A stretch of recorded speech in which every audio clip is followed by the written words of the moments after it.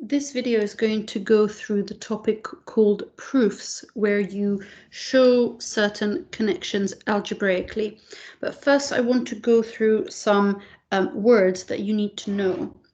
So if the question asks for the sum, they are talking about the total, which means that you are adding.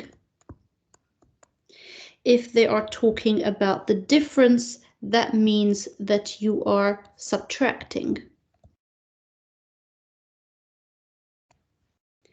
The product means that you're multiplying, you're finding the answer, the solution to a multiplication question. A multiple of something means in the times table. So the multiple of 4 are all the numbers in the 4 times table. The multiples of 3 are the numbers in the 3 times table, starting from 3. 3 times 1 is 3. So all the numbers in that particular timetable. And then factors are numbers that divide into another. So the factors of 24 are all the numbers that divide into 24 without leaving a remainder. So 1 times 24 is a factor. 2 times 12, 2 and 12 are factors. 3 times 8, 4 times 6. All of these are factors.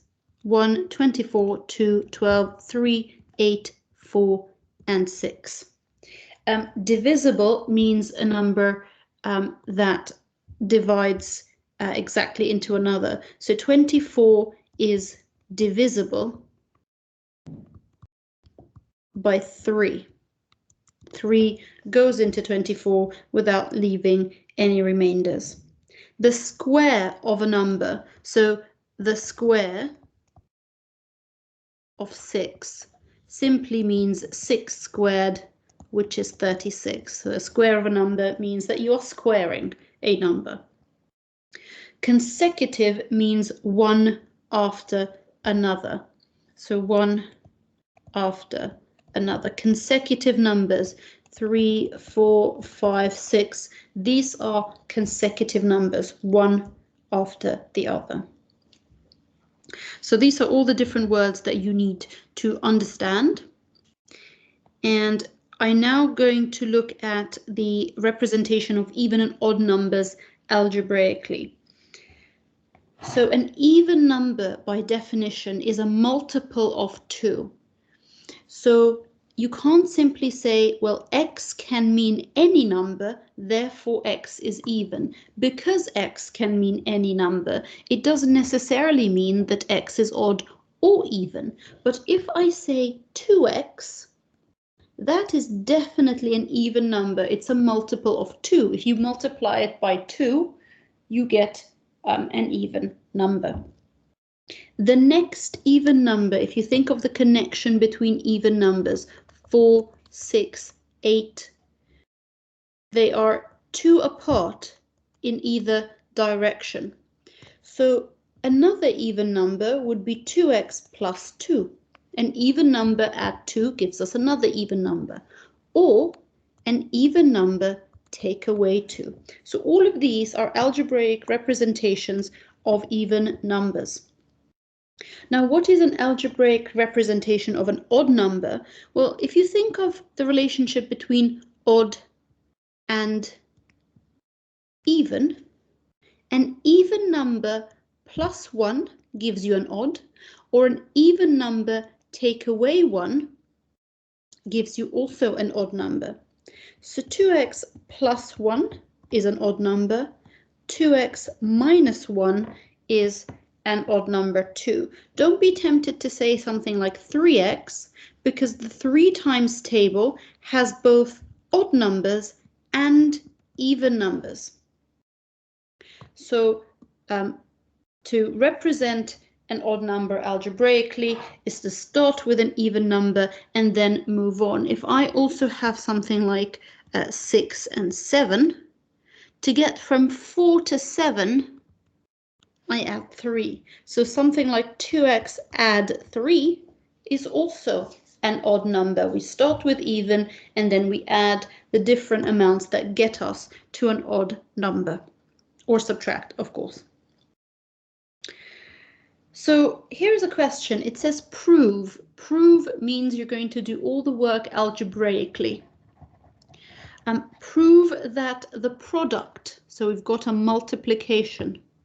Prove that the product of an even number and an odd number is always even. So I've got two numbers that I'm multiplying. One is odd, one is even. So let's have even number. I always start with the easiest even number. We don't need to complicate things. 2x. Odd number, again, 2x plus 1. They're being multiplied by each other, so let's have a look. 2x times 2x plus 1. And if I multiply that out,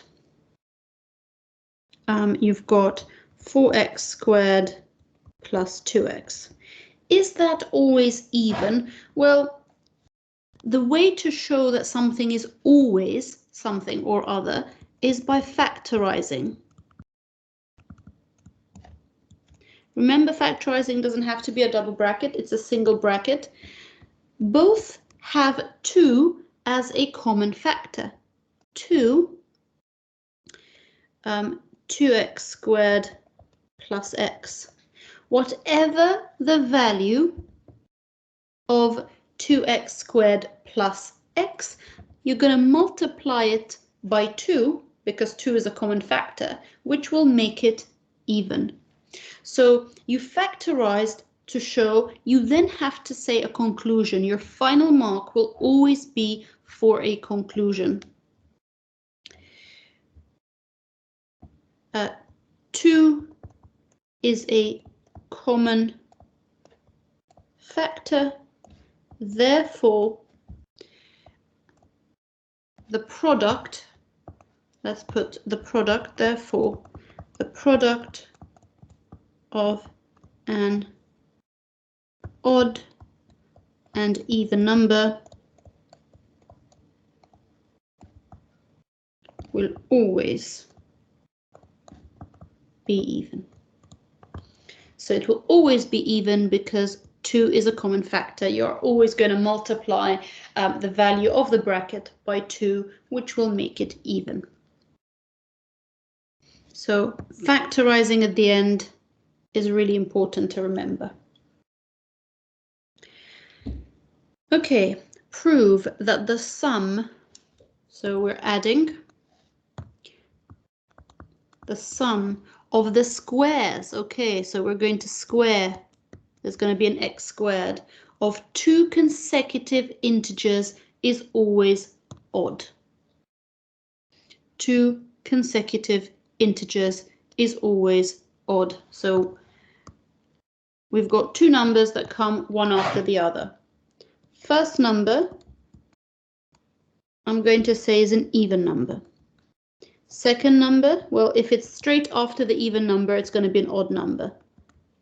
And it's 2x plus 1 because it's the one that comes straight after 2x. We're going to square them. It's not 2 squared, it's not 2x squared. That is wrong. You haven't squared it, you've only squared the x. It's the whole thing, 2x all squared, which is 2 squared, 4, and x squared. And the second one, 2x plus 1 squared, means 2x plus 1 times 2x plus 1. I'm going to expand the bracket. You can use the grid or the FOIL method. 2x plus 1, 2x plus 1. 4x squared plus 2x plus 2x plus 1. I've got my like terms, which means that this is going to equal 4x squared plus 4x plus 1. And remember, we've found our two numbers, two consecutive numbers, one after the other. We've squared them because that's what the question said, but we also need to add them.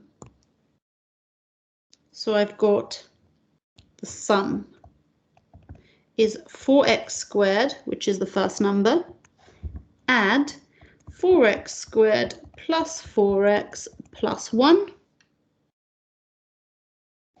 So collecting like terms, I have 8x squared plus 4x plus 1.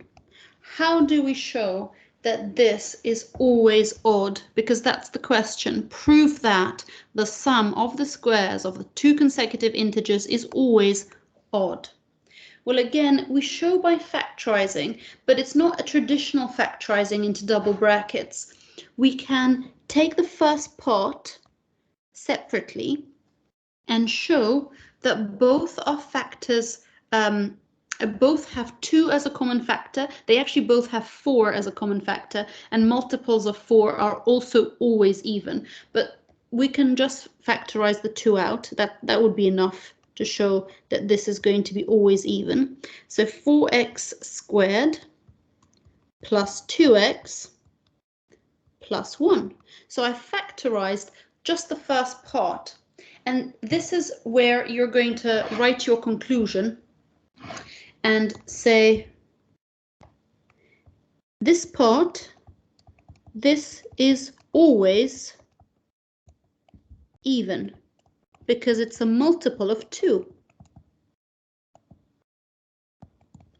When you add 1,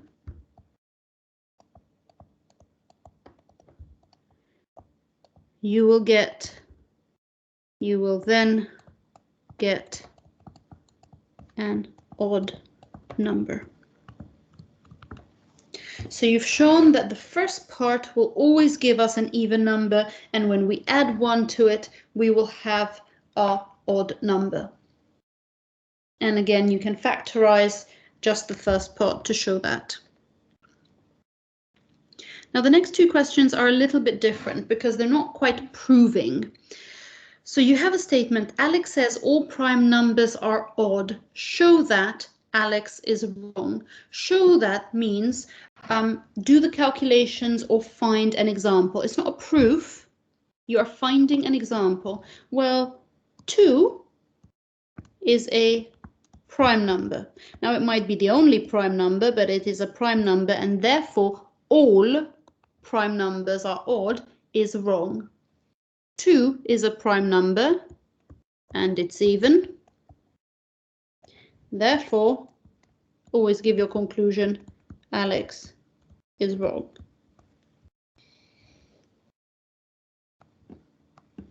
And this one says, Christy says, if x is a positive integer, remember integer means whole number.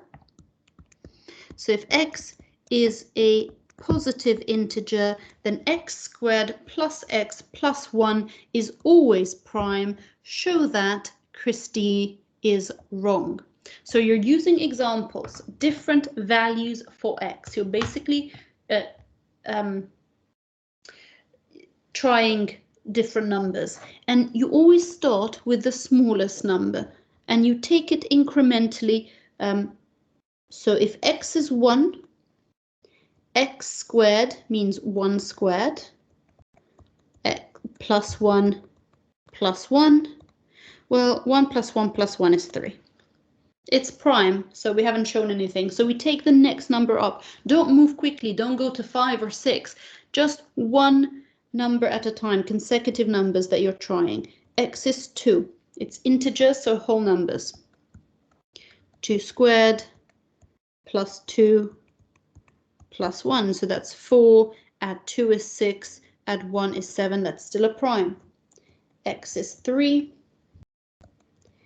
3 squared plus 3 plus 1. So let's have a look. 9 plus 3 is 12. Plus 1 is 13. Still prime. Keep going. X is 4. So you've got 4 squared plus 4 plus 1. So 4 squared is 16, plus 4 is 20, plus 1 is 21, and 21 is not a prime number. 21 is a multiple of 3 and 7. So 21 is not a prime number, multiple of 3 and 7.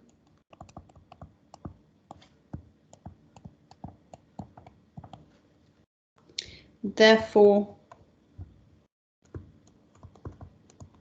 Christy is wrong. And that was the last example for proofs.